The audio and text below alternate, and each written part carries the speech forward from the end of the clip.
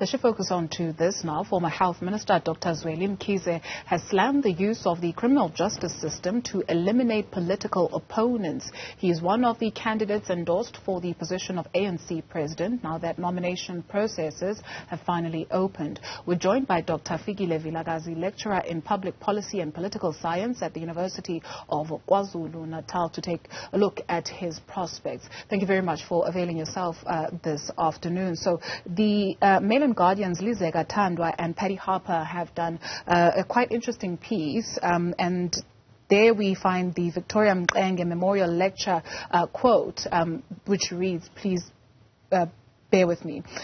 Apparently, Dr. Mkhize says the current ANC leadership came to power on the back of a promise to deliver a good governance and anti-corruption program, both of which we are told would enable the state to deliver the social goods so sorely needed by our people: education, health, safety and jobs. Not only has this leadership dismally failed to deliver these, but the so-called good governance and anti-corruption program has been exposed as a cynical fraud aimed at purging potential political opponents. What does this statement tell you, at least, not only about him, but about the party? Good evening to you and to the viewers at home. It is quite a disappointing statement coming from the former minister, Utokotela Zweli Mkhize, mainly because he is part of a government that he is criticizing. But also at the same time, it's a sobering statement of acceptance of all the things that we have been saying as citizens of South Africa, that the government of the African National Congress has failed dismally to deliver the promise of a better life for the people of South Africa. And I think that the fact that it is coming from different corners of the African National Congress in terms of leadership, from people like Utokotela Zweli Mkhize, as mentioned by the former president Thabo Mbeki as well, that the ANC doesn't have a plan to actually lift the people of South Africa from the conditions that we find ourselves in today. So it's quite disheartening.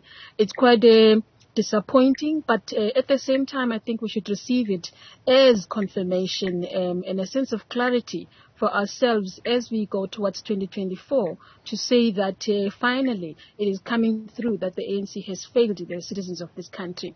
What then do we do with that kind of information going towards 2024? And that's just it, right? So he further finishes the statement saying the purging of potential political opponents and fracturing the ANC to the point where it would become a non-entity in the South African political context. As we head to December, does it matter for the everyday South African who actually is in charge? Which personality is in charge, whether it's Dr. Nkosazana Dlamini-Zuma, Dr. Zweli Mkhize, Cyril Ramaphosa, or whomever else? Or does it matter that their bread and butter issues are actually sorted out? Absolutely. Those are the questions that we're faced with as the ANC is thinking about different candidates, whether we have Umama Nkosazana Dlamini-Zuma coming up, perhaps as a possible candidate for presidency, who is for the first time going to be a woman.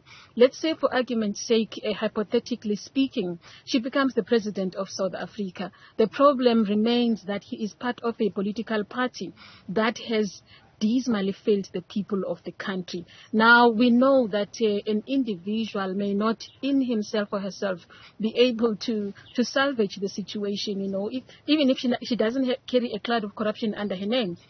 She may not be able to lead us to a place where the country is saying we have gained confidence, about the ANC. So those are the things we've been saying, that the point of the matter is that we are dealing with an organization that has lost confidence in the political psyche of the nation, an organization that has received numerous times a vote of no confidence from the nation, an organization that has actually reached an era of stepping down, not just by particular individuals who have had their names alleged for certain reasons, but as an institution. Clearly, everybody has been saying this. The African National Congress has has rotten itself, over time. And I think it's an era really not just even of renewal, but it's an era of just accepting the reality that there is no way that the African National Congress will change the status quo in the nation. If it does happen that the African National Congress becomes a government in 2024,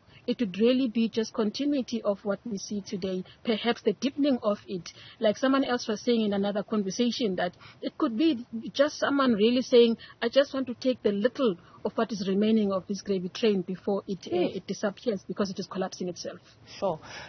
So you've got a number of provinces that have already declared their allegiance to the current president of the ANC. Given that KwaZulu-Natal will be, in terms of numbers of the over 4,000 delegates that will be represented in December, they'll have the big chunk of delegates. Is it then a foregone conclusion in terms of the candidate that they support, that person will then lead the ANC, or it's a little bit more complex than that? It's very complex to do. If you look at the politics in KwaZulu-Natal at this point, just around nominations, it seems to be a province that is still very much highly divided, right? Branches are still going to go to branch meetings to elect candidates, but also there are a number of names that are emerging from this province. You've got Zweli Mkhize, who's coming up and lifting his hand. Zuma, is also being named. We've got people like the former President Jacob Zuma, who is being said that he probably may come back. So there is that division, which ultimately, for example, politically speaking, let's say the province does present 2 or 3 candidates, it's going to divide the votes of the province.